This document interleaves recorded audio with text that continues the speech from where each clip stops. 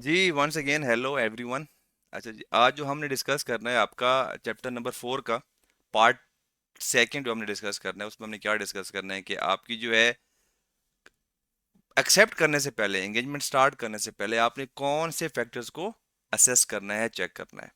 इसमें हमें यहाँ पर कोड जो है ऑडिटिंग स्टैंडर्ड्स गाइड करते हैं। हमारा जो पहला ऑडिटिंग स्टैंडर्ड है वो हमें गाइड करता है कि आपने बहुत सारी चीज़ों का क्या करना है, ख्याल करना है जब आप एक नए क्लाइंट को क्या कर रहे हो, फर्स्ट टाइम एक्सेप्ट कर रहे हो। ठीक है, इसमें हमारे पास पेन आ गया जी। वो कहता है सबसे पहले आपने अपनी प्रोफेशनल क्लियरेंस। अब प्रोफेशनल क्लियरेंस क्या है? जाहिर सी बात है कि आपके ऑडिट करने से पहले अगर आप फर्स्ट टाइम अपॉइंट हो रहे हो और ये कंपनी का पहला साल नहीं है, वो ऑलरेडी से ऑपरेट कर रही है, तो आपके ऑडिट अपॉइंट होने से पहले लास्ट ईयर भी किसी ने उसका ऑडिट किया होगा। ठीक है, तो उस केस में आपने अपने जो इसका पास वाला ऑडिटर था, लास्ट ईयर वाला ऑडिटर था जो आपसे पहले ऑडिट करके गया है, आपने उससे प्रोफेशनल क्लियरेंस लेनी है। आपने क्या करना है, क्लाइंट से अप्रूवल लेके आपने प्रीवियस ऑडिटर को लेटर भेजना है, या आपने उसको कॉल करनी है, या आपने उसको ईमेल करनी है, what ever you can do, आप वो करेंगे। एंड वो करके आप उससे पूछेंगे जनाब आपने जो लास्ट ऑडिट किया है, क्या आपके नॉलेज में ऐसी कोई चीजें हैं, ठीक है, मतलब मैनेजमेंट का कोई फ्रॉड कर रही थी, या मैनेजमेंट को मनी लॉन्ड्रिंग कर रही थी, या कंपनी किसी और एक्टिविटीज में इन्वॉल्व थी, या मैनेजमेंट आपके साथ डाटा आपको नहीं दे रही थी, या कोऑपरेट नहीं कर रही थी, जहां पर आप उनसे कहते थे आप मुझे इस चीज की रिप्रेजेंटेशन दो, वो आपको गोलियां करवाती थी, मतलब आप उससे प्रोफेशनल क्लियरेंस लोगे। अगर वो कहता है जनाब नहीं कोई मसला मसाइल नहीं है, क्लाइंट इज गुड, ठीक है, तो फिर आप क्या करोगे, एक्सेप्ट करोगे। इन केस अगर आपको आपका क्लाइंट, सॉरी आपका जो प्रीवियस ऑडिटर है वो रिस्पॉन्ड नहीं करता, क्योंकि जो प्रीवियस ऑडिटर होगा वो भी मैनेजमेंट की अप्रूवल लिए बगैर आपको रिस्पॉन्ड नहीं कर सकता। अगर आप उसको लेटर भेजोगे या ईमेल भेजोगे, वो पहले मैनेजमेंट से रिटर्न अप्रूवल लेगा कि जनाब आपकी कंपनी के बारे में हमने कल पढ़ा था कॉन्फिडेंशियलिटी, इफ यू रिमेंबर। तो कॉन्फिडेंशियलिटी के वजह से वो ऐसे मैनेजमेंट की परमिशन के बगैर कोई भी इंफॉर्मेशन, कोई भी चीज किसी को डिस्क्लोज नहीं कर सकता, चाहे वो उसका नेक्स्ट ऑडिटर भी क्यों ना हो जो अपॉइंट होने जा रहा है। तो जो पुराना ऑडिटर है वो क्या करेगा, आपकी मैनेजमेंट से लेगा अप्रूवल, मैनेजमेंट कहती है नहीं जी आपने उसको रिप्लाई नहीं करना। आप जाहिर सी बात है पुराना ऑडिटर वो अलाउड नहीं है एथिकली, ठीक है, अगर वो शेयर करता है तो मैनेजमेंट उसको कोर्ट में ले जाएगी, तो उसको पेनल्टी फाइन हो जाएंगी। तो उस केस में आपको आपके जो है auditing standards and code of ethics guide करते हैं, वो कहते हैं कि जनाब आपने फिर एक्स्ट्रा केयर करनी है। आपने फिर भी सारी तसल्ली करने के बाद, सारी प्रोफेशनल क्लियरेंस लेने के बाद मार्केट से पता करना है कि इस कंपनी की रेपुटेशन क्या है, क्या कंपनी के अगेंस्ट कोई केसेस हैं, कोई लीगल डिस्प्यूट्स चल रहे हैं, ठीक है, क्या कंपनी की मैनेजमेंट जो है, जो डायरेक्टर्स हैं, क्या उनमें से किसी डायरेक्टर के अगेंस्ट कोई केसेस चल रहे हैं, या प्रीवियसली कोई केस चल रहा हो किसी फ्रॉड का, किसी मनी लॉन्ड्रिंग का, या टैक्स इवेजन का, ठीक है, टैक्स लॉज की जो वैल्यूएशन होती है, आप सारा पता करोगे कि जी जनाब क्या मार्केट में कोई भी, देखिए अगर आप किसी बदनाम शख्स के साथ खुद को एसोसिएट करेंगे ना, तो अल्टीमेटली उसका इम्पैक्ट आप पर भी आएगा, आपकी जो रेपुटेशन है वो भी क्या होगी, डैमेज होगी। तो आपने ख्याल करना है, ठीक है। ये बहुत इंपॉर्टेंट चीज है जहां पर आपको क्या कहते हैं जी, आपने मैनेजमेंट एंगेजमेंट एक्सेप्ट करने से पहले आपने लीगली चेक कर लिया आप एलिजिबल हो, आपने एथिकली भी चेक कर लिया कि आप एलिजिबल एलिजिबल हो, बट आपने क्लाइंट के बारे में भी पता करना है ना, क्या क्लाइंट जो आप सर्विस जिसको देने जा रहे हो, भाई अगर वही ऑलरेडी मसले मसाइल उसके अंदर हैं, आपको ना वो डाटा देगा, ना आपको मतलब वो बात मानेगा, ना आपको एक्सेस देगा पूरी इंफॉर्मेशन के ऊपर, तो आप फिर क्या ऑडिट करोगे, फायदा कोई नहीं है ना, मतलब आपको फिर बाद में भी क्या करना पड़ेगा, रिजाइन करना पड़ेगा। तो इससे बेहतर है कि आप पहले ही सारा कुछ चेक कर लो, सारा कुछ पता करवा लो, ताकि आपका बाद में मसला ना बने। क्लियर जी? This was your professional clearance. ये सारी वही बातें लिखी हुई हैं जो मैंने बताई हैं, मैंने सादा अल्फाज में बताई हैं, यहाँ पर उन्होंने इंग्लिश में लिखी हुई हैं, ठीक है। If offered an audit role, the prospective audit firm must ask the client for permission. पहले जो नया ऑडिटर अपॉइंट होने जा रहा है, मींस आप भी क्लाइंट से पहले परमिशन लोगे कि जो उसका एग्जिस्टिंग जो रिटायरिंग ऑडिटर है कि वो उसको क्या करो, कांटेक्ट करे। अगर आपको मैनेजमेंट मना कर देती है कांटेक्ट करने से ही, तो आप क्या करोगे, रिफ्यूज द एंगेजमेंट। आप वहीं पे क्या करोगे जनाब, कह दोगे जनाब अगर आप मुझे परमिशन नहीं देते हो आपके जो प्रेडेसेसर ऑडिटर था उससे कांटेक्ट करने का, तो चलें जी अल्लाह हाफिज, मैं भी आपके साथ काम नहीं कर सकता, आपकी मैं एंगेजमेंट परफॉर्म नहीं करूंगा। Clear point? This is short and clear clear point, right? कि आपको अगर परमिशन मिलती है तो करो जी। फिर आप क्या करोगे, फिर आप आउट गोइंग पार्टनर से कांटेक्ट करोगे, आप उसको ईमेल करोगे या आप उसको क्या करोगे, आप उसको एक प्रॉपर डॉक्यूमेंटेड लीगल ऐसा कुछ आप सोर्स ऑफ मीडियम यूज करोगे जिसकी लीगल एक्सेप्टेबिलिटी है, right, because you are going to enter into a contract. Understood. अगर किसी पॉइंट पे आपको ये शो करना पड़े कि आपने जो आउटगोइंग ऑडिटर था उससे आपने प्रोफेशनल क्लियरेंस ली थी, तो आप वहां पे कैसे शो कराओगे? या तो आप उनकी जो ऑफिशियल ईमेल्स होंगी उससे आपको ईमेल्स पे आपकी कम्युनिकेशन होनी चाहिए, या जो एक रजिस्टर्ड लेटर्स होते हैं जो आपके पोस्ट ऑफिस के थ्रू हो रहे होते हैं प्रॉपर्ली, जिसकी रजिस्ट्री होती है, ठीक है, आप उसके थ्रू करवाओगे। अंडरस्टूड। उस केस में आपकी फिर क्या होगी, आप उससे क्या रिक्वायर करोगे, all information relevant to the decision whether or not to accept the appointment. आपका पर्पज ही क्या है, आप क्लियरेंस क्यों ले रहे हो, ताकि आप कंपनी के बारे में जान सको। उसकी बेस पर आपने फिर क्या डिसीजन लेना है कि जनाब इसको ऑडिट करूं या रिफ्यूज कर दूं। उसमें आप क्या पूछ सकते हो, आपको क्या बता सकता है, कोई ओवर ड्यू फीस तो नहीं है। अगर वो उसको भी तक पेमेंट नहीं कर रहे लाख 2 सालों की, आपको फिर कहाँ से करेंगे? Understood. Disagreement with the management, क्या ड्यूरिंग लास्ट ईयर्स का जो ऑडिट था उनके आपस में कोई कमिटमेंट जो हुई थी पहले, बाद में मैनेजमेंट ने मना किया हो, ऐसी कोई मिस स्टेटमेंट्स जो कि ऑटोमेट होनी चाहिए बाई डिफॉल्ट, ठीक है, और मैनेजमेंट ने ना की हो। क्या आपने फिर ये भी कंसिडर करना है कि लास्ट ईयर की जो अनकरेक्टेड मिस स्टेटमेंट्स हैं, अगर वो इस साल भी मैनेजमेंट नहीं करती ठीक, और इस साल की मिस स्टेटमेंट्स मिला के अगर मटेरियल हो जाती हैं, तो आपके ओपिनियन पर बाद में क्या इंपैक्ट आएगा? क्योंकि मैनेजमेंट कभी भी नहीं चाहेगी कि आप उसको गलत रिपोर्ट दो, मतलब मॉडिफाइड रिपोर्ट दो। तो उस पॉइंट पे एंड पे जाके वो दोबारा मसला बनाए, इसलिए आप अभी असेस करो कि क्या क्या पॉसिबिलिटीज हो सकती हैं। अंडरस्टूड जी। क्योंकि आप क्या करने जा रहे हो, एक कॉन्ट्रैक्ट में जा रहे हो। अगर आपकी थोड़ी सी भी वायलेशन हो गई तो आपको मिलियंस रुपीस का, मिलियन डॉलर्स के फाइन हो सकते हैं, ठीक है। अभी रिसेंटली अप्रैल 25 में जो फाइन हुआ है, क्यों हुआ है? क्योंकि वहां पर जो क्लाइंट ऑडिटर था वो प्रोफेशनली स्केप्टिकल नहीं रह सका था, एंड वहां पर फेमिलियरिटी थ्रेट भी था, ठीक है। एक गोइंग कंसर्न का इशू था।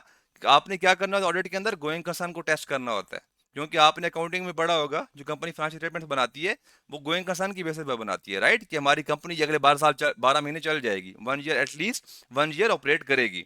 तो यहाँ पर ऑडिट ईवा ने रिपोर्ट ठीक दे दी, एंड कंपनी नेक्स्ट 6 महीनों के अंदर बैंकरप्ट हो गई, लाइक चली गई, बंद हो गई, फारिग हो गई। तो यहाँ पर जब केसेस सामने आए तो बहुत सारे मसले मसाइल हुए, तो वहां पर जो ईवैक को इन एग्रीगेट कितना फाइन हुआ है, 6 मिलियन पाउंड का फाइन हुआ है, 4.6 मिलियन डायरेक्ट फाइन हुए, एंड 1.6 मिलियन का आपने उन्होंने क्या करना है, जो रेलेवेंट बॉडी की जो कॉस्ट लगी है, लीगल कॉस्ट लगी है, वो भी किसने रिइम्बर्स करनी है, फर्म ने रिइम्बर्स करनी है। तो अप्रोक्सीमेटली कितना हो गया, 6 पॉइंट समथिंग मिलियन। एंड जो पार्टनर था वहां पर उस एंगेजमेंट के अंदर, उसको फाइन हुआ है 105,000 पाउंड, ठीक है। क्यों जी? क्योंकि आप प्रोफेशनल नहीं रहे। ये आपका जो ये वाला प्रोफेशन है ऑडिटर वाला, ये बहुत सेंसिटिव है, यहाँ पर कंप्लायंस बहुत ज्यादा इंपॉर्टेंट है, बहुत मैटर करती है। अंडरस्टूड। तो आपको बताएगा कि आप पिछले साल में कंपनी में कोई ब्रीचेज कितनी लॉ एंड रेगुलेशन की, इस साल भी हो सकती हैं। क्लियर जी। Next point, if reply is not received, आपने अप्रूवल लिया, ठीक है, मैनेजमेंट से, आपने ऑडिटर को लेटर लिख दिया, आपने ईमेल कर दी, अब पॉसिबिलिटी है कि उसको लेटर मिले और वो खुद रिस्पॉन्ड ना करे। होते हैं बड़े बड़े कंजूस लोग भी होते हैं, मतलब सुस्त लोग होते हैं, नॉट कंजूस, सुस्त लोग होते हैं। तो ये भी पॉसिबिलिटी है कि उसने मैनेजमेंट से पूछा हो और मैनेजमेंट ने मना कर दिया हो, right. So the prospective auditor should try and contact the outgoing auditor by any other means, by telephone or somehow. If reply is still not received, the prospective auditor may still choose to accept but must proceed with care. Sir, can you reconnect your mic? For some reason, it is not clear for me. Disturbance is there. I started. बाकी सबको सही voice आ रही है? All good? और only Javed is facing this issue? बाकी भी confirm कर लें एक दफ़ा। आई थिंक जवेद फिर आपका ना मेरे ख्याल में क्या नाम है, इशू चल रहा है इंटरनेट का। तो आप काइंडली अपना ना इंटरनेट कनेक्शन चेंज करें, ठीक है। जी जी, वो आपका ना नेट का इशू है, अदरवाइज बाकियों का भी इशू होता है ना, माइक का इशू होता है तो। ओके। तो इजी इजी कॉन्सेप्ट है, बाकी जो मैंने बता दिया ना ऑलरेडी, ये सेम वही बातें हैं। अब हमसे हम रीडिंग कर रहे हैं जी। If reply is received, consider the outgoing from the response and assess, जो उसने बातें बताई होंगी आपको रिस्पॉन्स के अंदर, लेटर के जवाब में, आपने उन सारे फैक्टर्स को असेस करना है, सारे इंफॉर्मेशन को असेस करना है। फिर आपने क्या करना है, अपना डिसीजन लेना है कि क्या आपको why they should not accept appointment, ठीक है। क्लियर जी। नेक्स्ट है, the existing auditor must ask the client for permission to respond the prospective auditor. If the client refuses the permission, the existing auditor shall notify the prospective auditor of this fact. तो अगर आपको, जब आपका जो पुराना auditor है, जब वो मैनेजमेंट से पूछेगा कि जनाब आपकी जो अपकमिंग जो ऑडिटर है उसने मुझसे ये इन्फॉर्मेशन मांगी है, एंड आपकी वो मैनेजर, सॉरी आपका जो मैनेजमेंट है वो अगर मना कर देती है, परमिशन नहीं देती, तो उस केस में फिर क्या होगा, वो जो आउटगोइंग पार्टनर है वो आपके न्यू आपको क्या करेगा, इन्फॉर्म करेगा. अंडरस्टूड. अब उसके बाद आपने फिर असेस करना है कि इसके अंदर मैनेजमेंट की क्या इंटेंशन हो सकती है. मतलब ऐसा लास्ट ईयर में ऐसा क्या था कि जिसकी वजह से पुराने ऑडिटर से वो को परमिशन नहीं दे रहे कि वो क्या करे, सारी इंफॉर्मेशन शेयर करे. क्लियर जी. अच्छा जी. अब जो नेक्स्ट चीज आपने ख्याल करनी है, इंडिपेंडेंस एंड ऑब्जेक्टिविटी. हम पिछले कुछ 4-5 घंटे के लेक्चर्स के अंदर हम इंडिपेंडेंस एंड ऑब्जेक्टिविटी को डिस्कस करते आए हैं, राइट, क्लियर में. अगर अब भी आपको कोई मसला मसाइल है आपको कोई कंफ्यूजन इसके अंदर है, तो आप ऐसी चीज छोड़ दें फिर. हाँ. अच्छा जी. अब जो है नेक्स्ट आपका मैनेजमेंट की इंटेग्रिटी. आपने अभी जो आपको मैंने एग्जांपल दी थी कि आपने क्या करना है, मार्केट से पता करना है कि मतलब मैनेजमेंट की क्या रेपुटेशन है मार्केट के अंदर, कंपनी की क्या रेपुटेशन है, जो कंपनी के डायरेक्टर्स हैं उनकी क्या रेपुटेशन है, क्या उनके खिलाफ कोई केसेस वगैरह तो नहीं है, कोई मसले मसाइल तो नहीं है, वो किसी फ्रॉड में तो इन्वॉल्व नहीं है. अंडरस्टूड. तो ये जो सारी मामलात, सारी जो हिसाब किताब है, ये आप कहाँ से पता कर सकते हैं, जो आपके टैक्स केसेस होते हैं, ठीक है, तो वो आप जो है उनकी हियरिंग्स होती पब्लिक हियरिंग्स होती हैं, नाम जो आपके केसेस कोर्ट्स के अंदर होते हैं, तो वो कोर्ट्स की जो केसेस की लिस्ट वगैरह आप उन कोर्ट्स की वेबसाइट से जाके क्या कर सकते हो, निकाल सकते हो. तो वहां से आप जाके चेक कर सकते हो क्या इन कंपनीज के कोई केसेस चल रहे हैं कोर्ट्स के अंदर, ठीक है, टैक्सेस के या कोई कैसे डिस्प्यूट चल रहे हैं कि नहीं चल रहे. वहां से आपको आइडिया हो जाता है. जो आपके डायरेक्टर्स वगैरह हैं उनके बारे में मार्केट में जो है आप पता चल सकते हैं आपको, क्योंकि जो डायरेक्टर्स जो आपके अपॉइंट होते हैं नॉर्मल लिस्टेड कंपनी के अंदर, पब्लिक कंपनीज के अंदर, उन्होंने क्या करना होता है, डायरेक्टर अप्रूव्ड प्रोग्राम का कोर्स आपको प्रॉपर कोर्स करना पड़ता है. ये रिक्वायरमेंट किसी की, आपके लोकल लॉज की रिक्वायरमेंट होती हैं. तो रेलेवेंट जो बॉडीज हैं, रेलेवेंट जो अथॉरिटीज हैं, आप उनके थ्रू भी क्या कर सकते हो, कंफर्म कर सकते हो कि क्या इनकी कोई मसला मसाइल हैं कि नहीं है. अंडरस्टूड जी. वहां से आपको क्या पता चलता है, आपको आपके क्लाइंट की जो है ना इंटेग्रिटी, आपको वो कंफर्म होगी भी क्या हिसाब किताब है, राइट. तो आपने क्या करना है, चेक करना है, आपको जो प्रीवियस ऑडिटर है आपको वो भी बताएगा, और जब आपको रिस्पॉन्स देगा आपको उसके रिस्पॉन्स से भी आइडिया हो जाएगा कि भी क्या मसला मसाइल है. अब आपकी ना अकाउंटिंग के अंदर दो होती हैं, दो अप्रोचेस. एक होती है एग्रेसिव अप्रोच, जिसमें आप प्रॉफिट्स को ओवरस्टेट करते हो, एक्सपेंसेस को अंडरस्टेट करते हो, ठीक है, अपनी पॉलिसीज के, अपने अकाउंटिंग पॉलिसीज के थ्रू आप क्या करते हो, एक्सपेंसेस अंडरस्टेट करके प्रॉफिट्स को ओवरस्टेट करते हो. एक आपकी होती है कंजर्वेटिव अप्रोच, जिसमें आप क्या करते हो, कॉस्ट को बढ़ाते हो, आपके प्रॉफिट्स क्या होते हैं, अंडरस्टेट होते हैं. ये आपकी ये होती है अप्रोच होती है.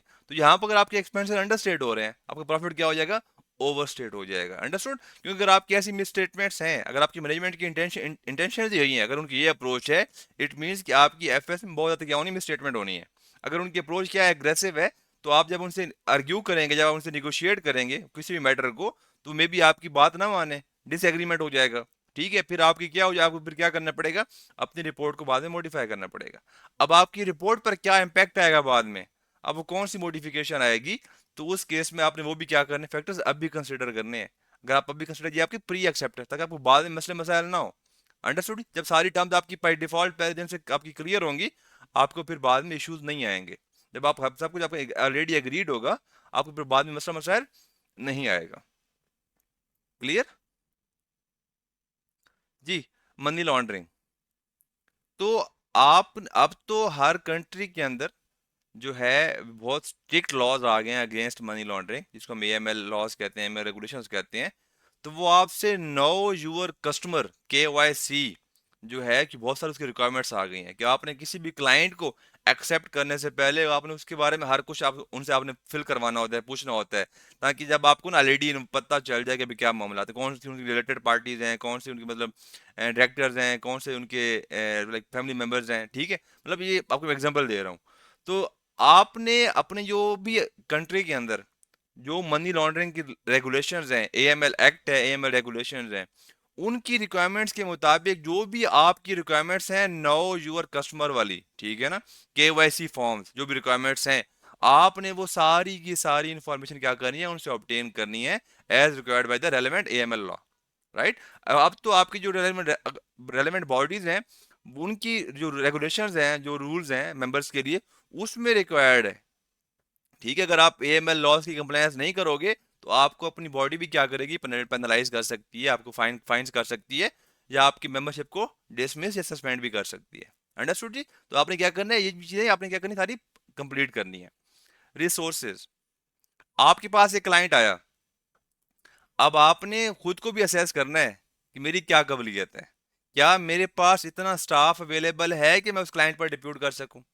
अब मैं अपनी असाइनमेंट तो पकड़ लेता हूँ, बट मेरे पास एडुकेट स्टाफ ही ना हो, उस लेवल का कंपिटेंट स्टाफ ही ना हो, उसमें कुछ ऐसे एरियाज हैं जहाँ पर बहुत सिग्निफिकेंट जजमेंट्स इन्वॉल्व हैं, और मेरे पास ना अपने पास एक्सपीरियंस है, ना मेरे पास कोई स्टाफ है जिसके पास एक्सपीरियंस है, ठीक है।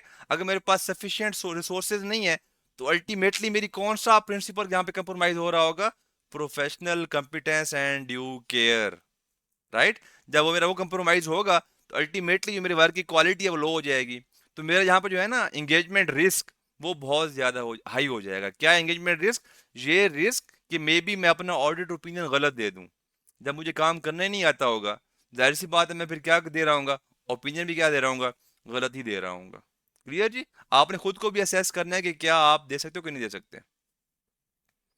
जी, रिस्क, आपने जो भी क्या कहते हैं, any risk identify with the prospective client should be considered, means आपको यहाँ पर जो है क्या कहते हैं, इंडस्ट्री आपने कंसिडर करनी है, कौन सी आप इंडस्ट्री में आपका बिजनेस ऑपरेट कर रहा है, और जो है कंपनी की अपने बिजनेस लाइंस कितनी है।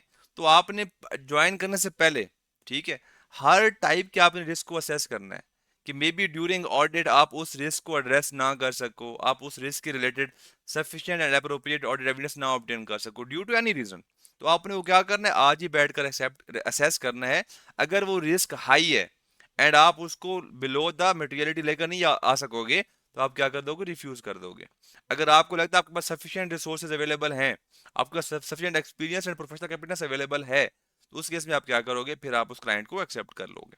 आपने खुद के हिसाब से क्या करना है, असेस करना है कि आप मतलब कहाँ पे खड़े हो, एंड आपका जो क्लाइंट है उसका उसमें कितना रिस्क पॉसिबल है, अवेलेबल है, एंड आप उसको किस तरह से एड्रेस करोगे। क्योंकि आप रिस्क को कैसे एड्रेस कर सकते हो, sufficient and appropriate audit evidence लेकर। नेक्स्ट आपका क्या है, फीस। आपने जो फीस एग्री करनी है, आपने फीस एग्री करते हुए ये ख्याल करना है कि आपकी जो फीस है वो आपकी सर्विसेज, आपकी जो मतलब सर्विस देने जा रहे हो उसके साथ वो मार्केट लेवल की मतलब मैच कर रही है। आपको ये तो नहीं है कि आपको मतलब क्लाइंट जानबूझ के ओवर फीस दे रहा है, हाई फीस दे रहा है, कि मतलब बाद में मतलब थोड़ा बहुत ये ना डगमगाएगा, थोड़ी सी फेवर करेगा, राइट। और आपने जो है क्लाइंट की जो क्रेडिट रेटिंग है, उसकी मतलब पॉसिबिलिटी जो है, मतलब वो कितना वो फीस पे कर सकते हैं, आपने वो भी कंसिडर करना है। अदरवाइज क्या होगा, फिर आपकी क्या हो जाएगी, ओवर ड्यू फीस हो जाएगी, आपको पे नहीं कर पाएगा, तो फिर नेक्स्ट मंथ के जो आपका सॉरी नेक्स्ट ईयर जो आपका जो ऑडिट होगा, उसके लिए आपके लिए फिर क्या हो जाएगा, सेल्फ इंटरेस्ट थ्रेट क्या हो जाएगा, क्रिएट हो जाएगा। अंडरस्टूड जी। जी, आपका क्या है, प्रोफेशनल कंपिटेंस। अभी हम डिस्कस कर चुके हैं कि आपके पास सफिशिएंट रिसोर्सेज होने चाहिए, आपके पास सफिशिएंट नॉलेज होना चाहिए, एंड जो भी रिक्वायर्ड स्किल्स, जो रेलेवेंट रूल्स एंड रेगुलेशंस हैं किसी भी कंपनी, उस रेलेवेंट कंपनी को ऑडिट करने के लिए, सर्विसेज देने के लिए, आपकी टीम में वो होने चाहिए, तभी आप क्या कर सकते हो, प्रोफेशनली कंपिटेंट हो। अदरवाइज आप फिर क्या करोगे, काम ठीक नहीं कर पाओगे, और अगर वहां पे क्या रिस्क है कि आप गलत रिपोर्ट दे दोगे, फिर आपको क्या होगा, आपको भी मिलियंस का फाइन होगा।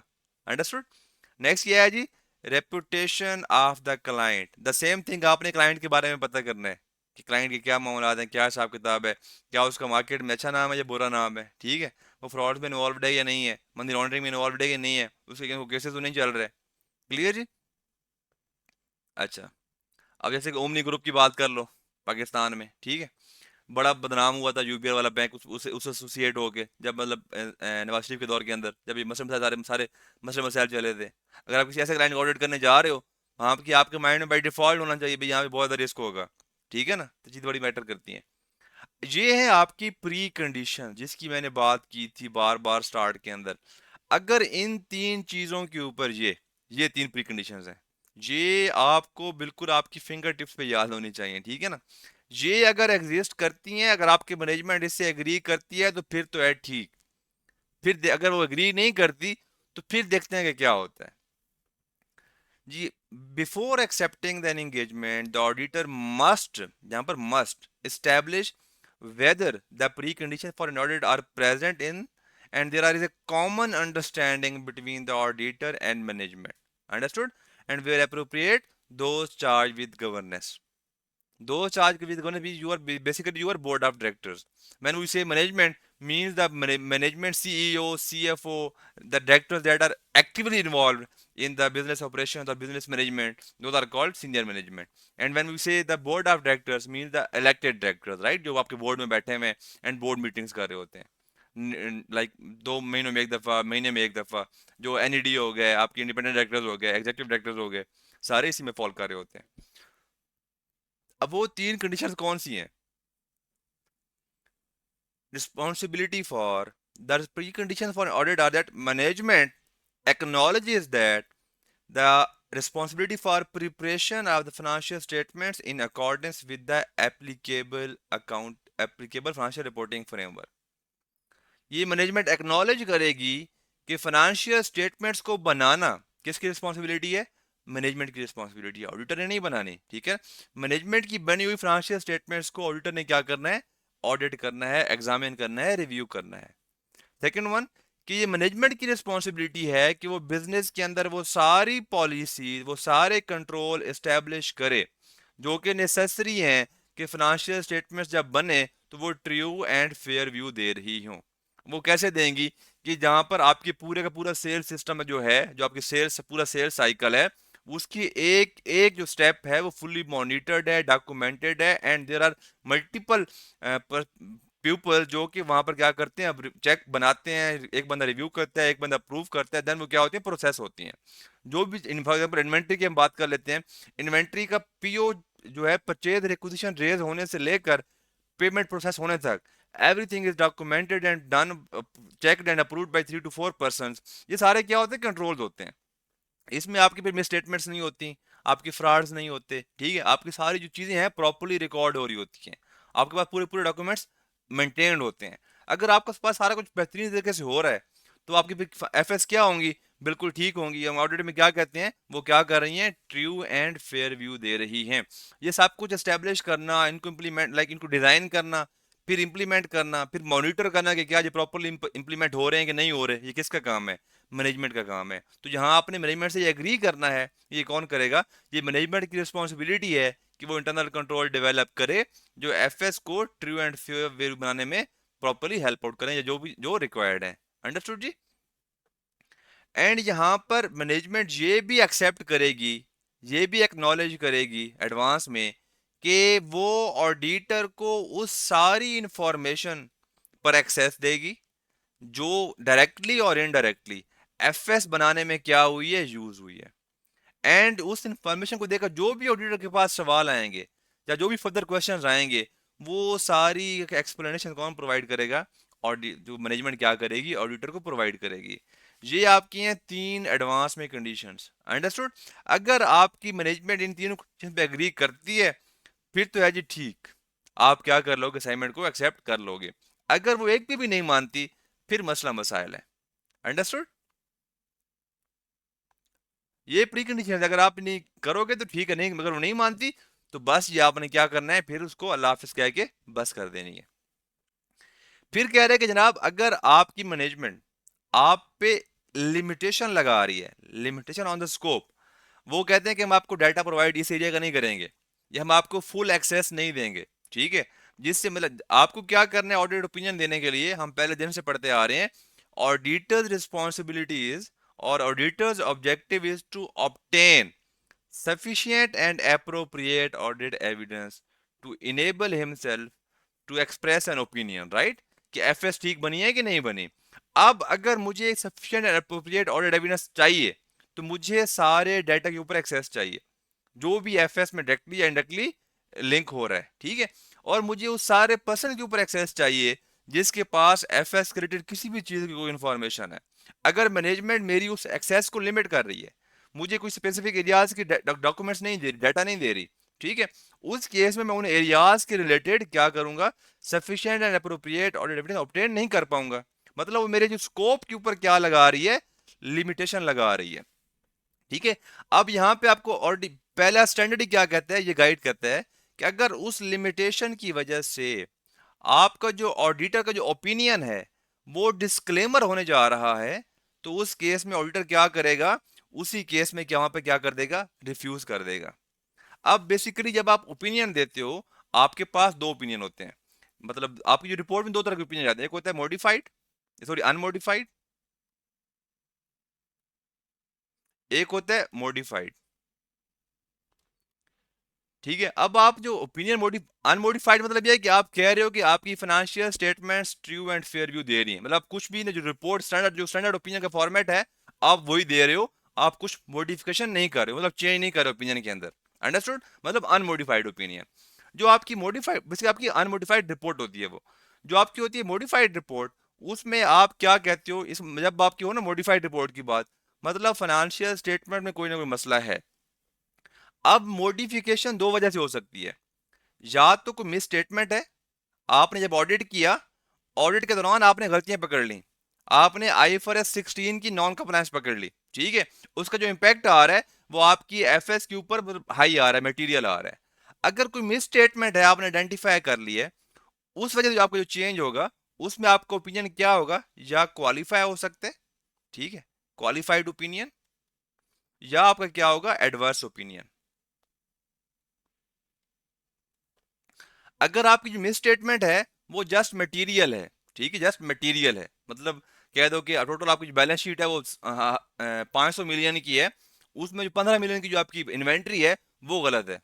अंडरस्टूड, वो क्या है, सिंपली मटेरियल है, ओनली जस्ट आपका ना एक हेड को हिट कर रही है बैलेंस शीट के ऊपर, तो उस केस में आप क्या करते हो, क्वालिफाइड ओपिनियन देते हो।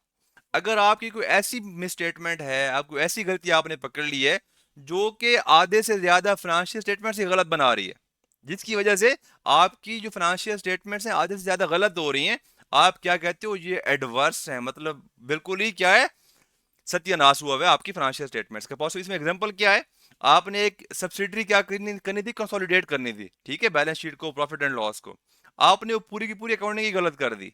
अब आपको पता है कि आपकी जो सब्सिडरी सब्सिडरी सब्सिडरी कंसोलिडेट होती है, उसमें आपकी बैलेंस शीट आइटम वाइज होती है, लाइन लाइन वाइज आपकी कंसोलिडेट होती है, आपको जो पी एंड एल है वो क्या होता है, लाइन वाइज होता है, right, you know about consolidation, right. तो उस केस में क्या होगा, अगर आपकी वही गलत है, मतलब आपका बैलेंस शीट का, आपका पी एंड एल का हर लाइन आइटम गलत है, तो that is a material and persuasive miss statement, right. उस केस में आप फिर क्या करते हो, अपने ओपिनियन को एडवर्स कर देते हो। हम ये बहुत डिटेल में डिस्कस करेंगे, राइट। अभी आपको जस्ट मैं आपको ये बता रहा हूँ डिस्क्लेमर क्या होता है। एक आपकी जो होती है ओपिनियन मॉडिफाई आप करते हो, वो आप करते हो सर इसमें जब ऑडिटर को मिस्टेक मिली तो उससे डायरेक्टर्स को बिल्कुल का ठीक नहीं करना चाहिए, ओपिनियन, हाँ हाँ सारा कुछ होता है। आप अपनी सारी फाइंडिंग्स, जब भी आप कोई गलती ढूंढते हो, आपको लगता है कि ये गलती है, आप मान के बैठ नहीं जाते हो कि ये गलती है।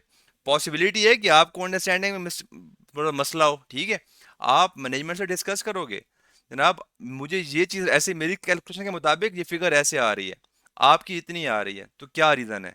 अगर आप कोई मिस्टेक है कोई, या कोई रिकॉन्सिलेशन अवेलेबल है, जस्टिफिकेशन है, वो आपको वो देगा, राइट। आप जैसे उसने सारी आपको जस्टिफिकेशन दे दी, आप सेटिस्फाइड नहीं हो, आप उसको बोलोगे इस चीज को इतनी अमाउंट से एडजस्ट कर दो, ये गलती, अगर वो एडजस्टमेंट मान जाता है, अपना प्रॉफिट उतनी उतनी अमाउंट से कम कर देता है एक्सपेंस रिकॉर्ड करके, तो गलती खत्म, मसला रिजॉल्व। जी हम बात करते हैं कि ओपिनियन मॉडिफाई है, मतलब ओपिनियन आप चेंज कर रहे हो, आप तब करते हो जब आपने मैनेजमेंट के साथ 5 दफा डिस्कस किया, आपने डायरेक्टर के साथ 5 दफा डिस्कस किया, वो फिर भी नहीं माने, और वो फाइनेंशियल स्टेटमेंट्स में एडजस्टमेंट नहीं पास कर रहे, तो फिर तो मसला है ना, ठीक है ना। अब आपने फिर देखना है कि इस मिस स्टेटमेंट का जो एडजस्टमेंट नहीं पास कर रहे हैं, जो एडजस्टमेंट नहीं एडजस्ट नहीं कर रहे अपने फाइनेंशियल स्टेटमेंट्स को, अब इसका इंपैक्ट कितना है, जो बाकी बच गई हैं अनएडजस्टेड मिस स्टेटमेंट्स, ठीक है, या अनकरेक्टेड मिस स्टेटमेंट्स, तो उसका आपने इंपैक्ट देखना है कि क्या वो अब मटेरियल बन गई हैं, या भी या मटेरियल एंड परसुएसिव है, ठीक है ना। ये तो आपकी बात है। अगर वो सारी गलतियां ठीक कर रही हैं, वो गलती खत्म हो जाती है, फिर वो आपकी गलती नहीं है, मतलब वो बात ठीक, मसला हल हो गया। अगर कोई ऐसी मिस स्टेटमेंट्स हैं जो मैनेजमेंट रिजॉल्व नहीं कर रही, या ड्रेस नहीं कर रही, करेक्ट नहीं कर रही, तो वो फिर आप क्या करोगे, कंसिडर करोगे अपने ओपिनियन को चेंज या सेम रखने के लिए। अंडरस्टूड। अब यहां पर जो है, यहां पर आपने मिसस्टेटमेंट के केस में आपने गलती पकड़ी और गलती के रिलेटेड आपने sufficient and appropriate audit evidence obtain कर लिया, राइट, कि अब आप अपनी इस ओपिनियन को उस एविडेंस की बेस पर जस्टिफाई कर सकते हो, डिफेंड कर सकते हो। अब दूसरा केस क्या है कि ऑडिटर का लिमिटेशन ऑफ स्कोप है। अगर आपको क्लाइंट इन्वेंट्री के डाटा के ऊपर एक्सेस ही नहीं दे रहा तो आप इन्वेंट्री का ऑडिट नहीं कर सकते। आप इन्वेंट्री के against sufficient and appropriate audit evidence नहीं ले सकते। तो उस केस में अगर उस लिमिट स्कोप लिमिटेशन का जो इम्पैक्ट है जस्ट एक लाइन आइटम के ऊपर है या दो तीन लाइन आइटम के ऊपर है, ठीक है ना, मतलब जस्ट मटेरियल है, तो फिर आप उस केस में भी आप क्या करते हो, आप अपने ओपिनियन को क्वालिफाई करते हो, qualified opinion due to limitation of scope. अगर आपकी मिस स्टेटमेंट है फिर आप क्या करते हो, qualified misstatement, sorry qualified opinion due to misstatement of that specific area. अगर आपका जो लिमिटेशन ऑफ स्कोप है तब आप क्या कहते हो, qualified opinion due to limitation of scope on that specific area. Understood. अगर जो आपको ऑडिटर का स्कोप लिमिटेशन उसकी वजह से अगर आपको एक्सेस नहीं दे रहा कुछ एरिया के ऊपर, या आपको पूरी एक सब्सिडरी का जो मैनेजमेंट है उससे कॉन्टैक्ट ही नहीं करने दे रहा, ना उससे डाटा मंगवाने दे रहा है, ना आपको जो उस आपकी सब्सिडी का ऑडिटर है जिसको हम क्या कहते हैं, कंपोनेंट ऑडिटर कहते हैं, आपसे वो चीज मंगवाने उससे आपसे कॉन्टेक्ट ही नहीं करने दे रहा आपको, तो मतलब ये है कि आप पूरी की पूरी जो सब्सिडरी कंपनी ने कंसोलिडेट की हुई है आप उसके रिलेटेड कोई भी एविडेंस ऑब्टेन नहीं कर पाए। तो यहाँ पर जो इम्पैक्ट है इस लिमिटेशन का ये बहुत बड़ा है, आपकी पूरी एफएस के ऊपर है। तो उस केस में आप क्या कर देते हो, डिस्क्लेमर ऑफ ओपिनियन कर देते हो, मतलब मैं ओपिनियन देने नहीं चाह रहा, बात ही खत्म हो गई। अंडरस्टूड जी। तो यहाँ पर अगर स्टार्ट में ही क्लाइंट कोई स्कोप लिमिटेशन लगा रहा है, ठीक है, मतलब आपको कहता है मैंने इस चीज की एक्सेस नहीं देनी, आपने वहां पर असेस करना है कि क्या इस एक्सेस लिमिटेशन का जो इम्पैक्ट है क्या वो बहुत बड़ा तो नहीं है, क्या उसकी वजह से मुझे बाद में अपना ओपिनियन डिस्क्लेमर तो नहीं देना, डिस्क्लेम तो नहीं करना पड़ेगा। अगर आपको आज लग रहा है कि बाद में आप क्या करोगे, अपना ओपिनियन डिस्क्लेम कर सकते हो just because of this limitation, तो फिर आप क्या करोगे, एंगेजमेंट को एक्सेप्ट नहीं करोगे unless otherwise required by law. अगर लॉ ने कहा कि करना है ऑडिट आपको करना पड़ेगा, फिर आप ओपिनियन क्या क्या दोगे, आप ओपिनियन दोगे डिस्क्लेमर ऑफ ओपिनियन। मतलब अगर लॉ की रिक्वायरमेंट नहीं है तो ऐसी सिचुएशन में आप क्या करोगे, आप फौरन ही जाकर रिफ्यूज कर दोगे। क्लियर जी। ज्यादा डिटेल तो नहीं बता दी।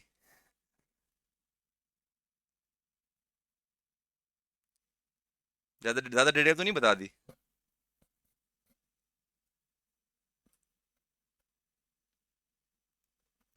अच्छा जी। अब नेक्स्ट है कंटिन्यूअस, आपने एक साल ऑडिट कर लिया, ठीक है, अब आपने जो है ना नेक्स्ट साल दोबारा ऑडिटर अपॉइंट होना है। अंडरस्टूड। तो उस केस में लॉग ऑडिटिंग स्टैंडर्ड कहते हैं कि आपने चेक करना है कि क्या आपकी मैनेजमेंट सेम है या नहीं आ गई है। अगर मैनेजमेंट सेम है तो मसला कोई नहीं है, ठीक है। तो फिर आपने नेक्स्ट ईयर का ऑडिट लेने से पहले आपने लास्ट ईयर के जो मैनेजमेंट का रिस्पॉन्स था, जो मैनेजमेंट के साथ आपकी जो बहस मुबहसा हुई थी, ठीक है, तो आपने उसको भी असेस कंसिडर करना है कि क्या मतलब यार लास्ट टाइम चलो आपको मजबूरी थी, आपने रिपोर्ट देनी थी, इस दफा अगर दोबारा खराब होंगे, दोबारा ऑडिटर अपॉइंट होंगे तो आप फिर एक्सेप्ट नहीं करेंगे, आप रिजाइन कर देंगे, ठीक है ना। यहाँ पे वही बात लिखी हुई है, दैट्स सिंपल थिंग जी। अब हम बात आ गई एंगेजमेंट लेटर की। हमने प्री कंडीशन चेक कर ली, एग्जिस्ट करती हैं। और जी अब हम क्या करते हैं, प्रॉपर डॉक्यूमेंट साइन करते हैं दोनों पार्टीज की, आपकी ये रिस्पॉन्सिबिलिटीज है, मेरी ये रिस्पॉन्सिबिलिटीज है। अंडरस्टूड। तो आपने पहले क्या करना है, ऑडिट स्टार्ट करने से पहले आपने क्या करना है, पहले एंगेजमेंट लेटर भेजना है अपना साइन करके, एंड मैनेजमेंट भी साइन करके क्या करेगी वापस भिजवाएगी। एंगेजमेंट लेटर जो है आप हर साल हर अपॉइंटमेंट के लिए क्या करोगे, रिव्यू करोगे। आप क्या रिव्यू करोगे कि क्या लास्ट ईयर की मैनेजमेंट एंड इस साल की मैनेजमेंट सेम है। आपने जो लास्ट ईयर ऑडिट किया था जब आपने एंगेजमेंट लेटर साइन किया था, तो आप वो भी यूज कर सकते हो अगर आपकी मैनेजमेंट सेम है, ठीक है, आपका जो स्कोप ऑफ वर्क है वो चेंज नहीं हो रहा, आपकी असाइनमेंट लेवल सेम है, तो आपकी मतलब कोई भी ना, अगर कोई यहीं पे भी कुछ चेंज आ रही है, मटेरियल चेंज आ रही है, आपकी मैनेजमेंट चेंज हो रही है जो हो गई क्लाइंट की, आपकी जो स्कोप ऑफ वर्क वो चेंज हो गई है, इस दफा कोई सब्सिडी बीच में ऐड हो गई है, कोरोना ने एक्वायर की है, तो जाहिर सी बात है आपको उस सब्सिडी का जो कंपोनेंट ऑडिटर होगा उस पर भी एक्सेस रिक्वायर्ड होगी। तो ये सारी चीजें जो है आप क्या कहाँ पर एग्री करते हो, आप एग्री करते हो अपने एंगेजमेंट लेटर के अंदर। तो आप फिर उसको क्या करोगे, एक रिवाइज एंगेजमेंट लेटर भेजोगे, दोबारा नया साइन करोगे। अगर कुछ चेंज नहीं आया, स्कोप ऑफ वर्क सेम है, मैनेजमेंट सेम है, आप सेम हो, फिर आप क्या सिंपली एक लेटर भेज के कंफर्म कर सकते हो कि मतलब बेस्ड ऑन प्रीवियस टर्म्स जो हमारी लास्ट एंगेजमेंट लेटर की थी, हम ये एंगेजमेंट कंटिन्यू करेंगे, एंड उस पर आप क्या कर लेंगे, मैनेजमेंट की कॉन्सेंट ले लेंगे। That's it. जो आपका है जहां पर जो reason for changes would be include, changes of statutory duties due to new legislation, right? Changes of professional duties, example due to new और updated ISAs. पहले जो आपके ऑडिट रिपोर्ट के अंदर कुछ साल पहले जो था, क्या कहते हैं, ISA 501 नहीं था की ऑडिट मैटर, ये बाद में आया, राइट? तो उससे पहले आपका रिपोर्ट के अंदर जो है ISA 506 नहीं था, एम्फिसा मेटा पैराग्राफ, ये बाद में आया। अगर आपने जो कोई नई रिक्वायरमेंट आई ऑडिट रिपोर्ट को एड्रेस करने के लिए, ऑडिट को एड्रेस करने के लिए, ठीक है ना, तो उस केस में आप फिर क्या करोगे, अपनी जो आपकी रिस्पॉन्सिबिलिटीज, आपकी ड्यूटीज चेंज हो जाएंगी, क्योंकि आप अपने एंगेजमेंट लेटर के अंदर क्या करते हो, आप अपने एंगेजमेंट लेटर के अंदर आपका ऑब्जेक्टिव मेंशन करते हो, स्कोप मेंशन करते हो। अगर due to any change in legislation, any changes local laws, या आपकी जो है ऑडिट स्टैंडर्ड की रिक्वायरमेंट, या कोड ऑफ एथिक्स की रिक्वायरमेंट, कुछ भी चेंज आ रहा है स्कोप के अंदर, आप क्या करोगे, अगले साल के लिए दोबारा न्यू एंगेजमेंट लेटर भेजोगे, ठीक है? आपकी रिस्पॉन्सिबिलिटीज चेंज हो रही हैं, आप दोबारा भेजोगे, क्यों? क्योंकि आपके लेटर के अंदर आपकी रिस्पॉन्सिबिलिटीज लिखी हुई हैं, तो you will sign a new engagement letter. तो ये जो 5 चीजें हैं, ये आपके एंगेजमेंट लेटर में मस्ट हैं। स्कोप काम का, ऑडिटर का क्या रिस्पॉन्सिबिलिटीज हैं, मैनेजमेंट की क्या रिस्पॉन्सिबिलिटीज हैं, और जो जिस एप्लीकेबल फाइनेंशियल रिपोर्टिंग फ्रेमवर्क के साथ आपने जो एफएस बनानी, जो आपने एफएस को ऑडिट करना है, तो आपने वो एक पहले एंगेजमेंट लेटर में एग्री करना है कि जो आप एफएस ऑडिट करोगे, ये इफ स्टैंड जो फ्रेमवर्क है इसके अकॉर्डिंगली बनी हुई होनी चाहिए। आप जो है माइंड बना के गए हो कि आईफ्रेस वाली फाइनेंशियल स्टेटमेंट्स हैं, ठीक है, और मैनेजमेंट ने दे दी है यूएस गैप्स वाली, तो भाई डिफरेंस है रिक्वायरमेंट्स के अंदर, अकाउंटिंग के अंदर। तो आप जब ऑलरेडी एग्री करोगे, तो उस केस में जब बाद में मैनेजमेंट का डिफरेंट डिफरेंट देती है, तो आप जस्टिफाई कर सकते हो, आप डिफेंड कर सकते हो, ठीक है जी। और आपकी जो रिपोर्ट है, उसका जो आपका कंटेंट क्या होगा, एक्सपेक्टेड फॉर्म ऑफ रिपोर्ट, जो कंटेंट क्या होगा, आपने वो भी क्या करनी है, एंगेजमेंट लेटर में मेंशन करनी है, ठीक है? ये तो 5 चीजें मस्ट हैं। बाकी है on need basis. In addition the following terms will be included: professional standards, regulation, legislation applicable to the audit, जो भी लोकल लॉ की रिक्वायरमेंट्स हैं, लिमिटेशंस क्या है ऑडिट की, हम चैप्टर 1 के अंदर पढ़ के आ रहे हैं, ठीक है? Expectation that management will provide written representations. अब ये क्या होता है कि हर एरिया पे कुछ पॉइंट्स पे डिफरेंट, हम आगे जाके देखेंगे कि हम मैनेजमेंट से उनके लेटर हेड पर उनके डायरेक्टर्स या सीईओ से या सीएफओ से साइन करवा के कुछ रिटर्न रिप्रेजेंटेशन लेते हैं, ठीक है? तो वो हमें यहाँ पर उनसे पहले एग्री करवाना है कि जहां जहां पर ऑडिटर उनको बोलेगा कि आपने मुझे ये रिप्रेजेंटेशन देनी है, तो मैनेजमेंट देगी। अंडरस्टूड जी? मतलब ये आप टर्म्स डिस्कस कर रहे हो। और हमें ये कौन रिक्वायर करता है? हमारा एक पूरा ऑडिटिंग स्टैंडर्ड है जो हमें कहता है कि आपने मैनेजमेंट से रिटर्न रिप्रेजेंटेशन किन किन पॉइंट्स पर लेनी है, किन किन एरियाज के लिए लेनी है, ठीक है? तो उसकी कंप्लायंस करने के लिए हम इस एंगेजमेंट लेटर के अंदर ये मेंशन करते हैं कि ये आप जब भी हम बोलेंगे, आप हमें अपना लेटर हेड पर एक रिप्रेजेंटेशन दे दोगे। क्लियर जी? फीस क्या होगी? Agreement of management to notify the auditor of subsequent events, हम ये डिस्कस करेंगे। आपने अकाउंटिंग में पढ़ा होगा सब्सिक्वेंट इवेंट्स, IS10, ठीक है? उसको हमने ऑडिट कैसे करना है अपने ऑडिट के अंदर, क्योंकि देखिए हम ऑडिट किसका कर रहे हैं, हम ऑडिट कर रहे हैं फाइनेंशियल स्टेटमेंट्स का। जो चीज फाइनेंशियल स्टेटमेंट्स को बनाने में एप्लीकेबल है, IS10 है, subsequent events, adjusting events, non adjusting events. अब ऑडिट हमें गाइड, ऑडिटिंग स्टैंडर्ड हमें गाइड करते हैं कि आपने उनको ऑडिट कैसे करना है। क्लियर जी? Agreement of management to provide draft financial statements in time, कि जो आप मैंने एफएस ऑडिट करनी है वो टाइम से प्रोवाइड करेंगे, ताकि मैं जो प्रॉपरली उनको कंप्लीट सारी से ऑडिट करके क्या करूं, उनको मैं रिपोर्ट टाइमली दे सकूं। Form and timing of any other communication during the audit, ठीक है? ये सारी जो आपकी यहाँ पर चीजें हैं, मतलब गपशप है, आपने जस्ट सिंपली पढ़ लेनी है, दैट्स इट। जो मेन कॉन्सेप्ट था आपको मैंने डिलीवर कर दिया है। जो एंगेजमेंट लेटर का पर्पस क्या है कि दोनों पार्टीज ने क्या करना है, एक प्रॉपरली फॉर्मल कॉन्ट्रैक्ट साइन करना है, जिसमें एंगेजमेंट की terms, scope of engagement mention होगा, रिस्पॉन्सिबिलिटी दोनों पार्टी की मेंशन होंगी, एंड जो भी टर्म्स एंड कंडीशंस आपसे ऑडिटिंग स्टैंडर्ड रिक्वायर करते हैं, जो चीजें आप वहां से पहले कंफर्म करवा लोगे, एंड जो लोकल लॉज आपसे रिक्वायर करते हैं, आप उनसे वो भी क्या करवा लोगे, कंफर्म करवा लोगे। अंडरस्टूड जी? तो ये था आपका चैप्टर नंबर 4 जी, आपका जो code of ethics and acceptance procedures, that is done.